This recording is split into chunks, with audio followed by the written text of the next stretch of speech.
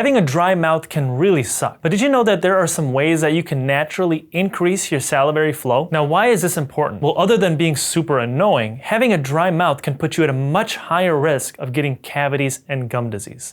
And that's because your saliva is like a natural bodyguard in your mouth. It has a lot of antibacterial components to it, and it can buffer out a lot of the acids. So acid is one thing that's going to really damage our teeth. Our teeth are super strong, but any acids, whether it's by the bacteria that come into our mouth or any acids that we introduce from drinking or eating our foods, are going to damage our teeth. And our saliva is really important here to basically fight these acids off and buffer out the pH in our mouth and basically keep our teeth clean and healthy. So people who do not have as much saliva are at a huge risk for getting cavities and gum disease. Now, there are 3 main salivary glands in our mouth that produce saliva. And we have one on each side of our mouth. So we have our parotid gland, which is by our upper molars, and then we have our submandibular gland, which is on the bottom of our jaw and underneath our tongue. And then we have our sublingual gland, which is again underneath our tongue, but more towards the front of our mouth. And the other thing that saliva does that I forgot to mention is it aids in our digestion. So our digestion starts as soon as food enters our mouth. First from the mechanical chewing of our food, but also when that food mixes with our saliva, because we get things like amylase and lipase, which will break down the starches and fats in our food. So there are many reasons that you could have low saliva. So sometimes people are taking a lot of medications. A lot of medications have xerostomia as a side effect. Xerostomia means dry mouth. Or you could be really stressed, or you could be dehydrated. Both of these also play into having a dry mouth as well. So what are some simple ways that you can start naturally increasing your saliva? The first thing is going to be staying hydrated. Water is essential for staying hydrated. And if we don't have enough water or we're not hydrated enough, then we're not going to be able to produce as much saliva. So this is probably the simplest thing you can do, just making sure you sip on water. But if you already have a dry mouth, you probably were focusing on drinking more water because your lips are more chapped, your tongue is more dry, and you just need that water anyway. Now, the second tip I have is chewing gum, especially in between meals. The benefit of chewing anything is as soon as you start the process of chewing, your saliva will get activated and you'll start producing more of it. Now, why do I think it's important after a meal? Well, because if you eat something sugary or something acidic, now you get that added bonus of that saliva entering your mouth and keeping all your teeth clean and all your gums clean. Now, if you were to pick a chewing gum, I'd recommend picking one with xylitol in it. Xylitol is a sugar alcohol, but unlike the other sugar alcohols, it's the only one that actively prevents cavities. And it's because xylitol is an antibacterial. So now if you chew gum with xylitol, you don't just get the bonus of that saliva preventing cavities and also clearing out the acids in your mouth, but you also get the bonus of the xylitol preventing cavities even more. Now, the third tip I have is to suck on sugar-free candy or lozenges. Now again, just like before, anytime you eat anything or anytime you chew anything, your mouth thinks that there is food in there. And when it senses food, then it produces more saliva to help digest that food and to help keep everything clean.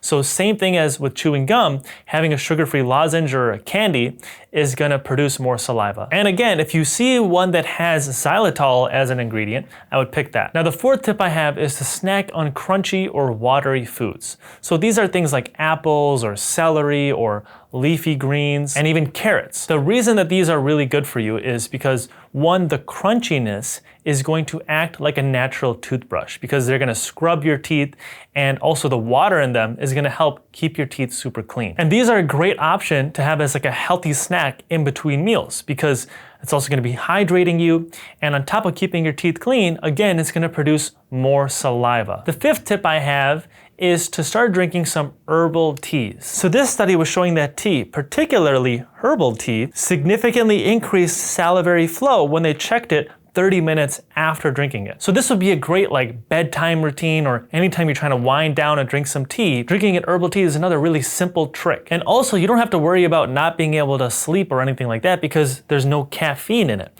A lot of times people try to avoid these type of drinks before they go to bed or in the evening time, but you don't really have to worry about that with this. Now, the sixth tip I have is using a mouth tape at night. Yes, I literally said taping your mouth shut at night. This is because when you breathe in and out of your mouth, this is going to cause a lot of dehydration, specifically when you exhale out of your mouth. And you might have noticed, if you ever wake up from like a long nap, or whenever you wake up in the morning with drool on your pillow or on the side of your face, and your mouth is super dry and you have that morning breath, this is all because you've been breathing in and out of your mouth. And we all know that when you have a dry mouth, you're also going to have smelly breath. Instead, if you tape your mouth shut and focus on nasal breathing, this is going to help, one, keep your mouth moist and prevent that dehydration from exhaling and causing that water loss, but also it's going to add a lot of benefits to your sleep.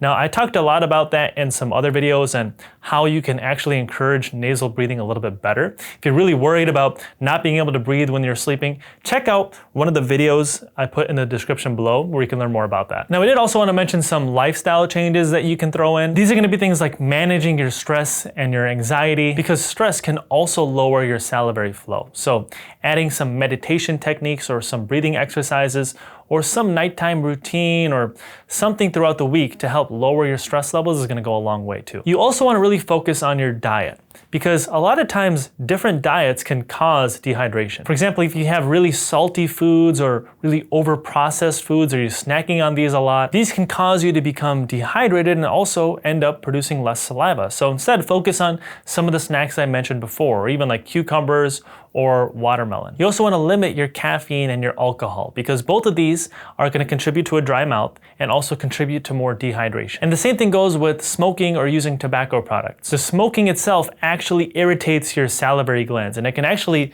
damage them. So you want to be careful with this, because you might even permanently lower your saliva production. Now, there are some other home remedies or other advanced tips I want to talk about as well. Now, these ones might not work as well, but it's still worth throwing out there. So one is using a humidifier at nighttime. This can especially help if you already have like really dry air or you have like really dry nose. This is going to help with that as well, but also it can help with your dehydration, but also it can help with your dry mouth in the morning. You can also try massaging your cheeks or massaging where those salivary glands are to help encourage activating them. You can also try rinsing your mouth with salt water every now and then. Now, this is great, especially if you're prone to getting like tonsil infections or adenoid infections.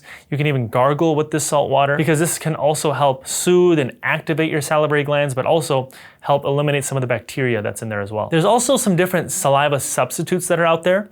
Now, for these, you can talk to your doctor or your dentist or even your hygienist about, but sometimes they have different chewing gums or different gels or different like sprays you can put in your mouth. There's also something called a Biotene mouthwash, which can get rid of a lot of the symptoms that are caused by a dry mouth. Now, you might have to do this multiple times a day, kind of depending on how severe your dry mouth is, because it says the symptoms only go away for about 4 hours with this Biotene mouthwash. There's also some studies showing that spicy foods can stimulate saliva. So if you like adding chili or cayenne peppers to your foods, this is a great excuse. Now, you might not be able to tolerate it. For example, I'm an Indian person, so I'm used to eating spicier foods. But if you're not used to it, then you don't want to upset your stomach or cause other issues from the spicy foods. Now, the last thing I wanted to mention is just addressing any underlying causes. Like we said in the beginning of the video, a lot of medications can cause dry mouth. So if you're trying all of these different remedies and nothing's working, try talking to your doctor and see if they can adjust your medications and let them know that this dry mouth is really bugging you. You might also have a systemic condition. For example, there's a condition called Sjogren's syndrome. This is an autoimmune disorder which damages the moisture-producing glands in your body. So this can really prevent you from producing any saliva. This is something that's gonna require medical attention because it's an actual autoimmune disorder. So if you tried all these remedies, try going to your dentist or your doctor to talk about some of your symptoms as well. And as always, subscribe to that channel below, and I will see you in the next video. Have you ever wondered if your child is getting good quality sleep? Well, let me ask you, have you ever caught them snoring, grinding their teeth, or waking up tired after a full night of sleep? These things might all seem normal or harmless or even cute, but they're actually signs of a condition called sleep disordered breathing. Now, in kids, this term is called pediatric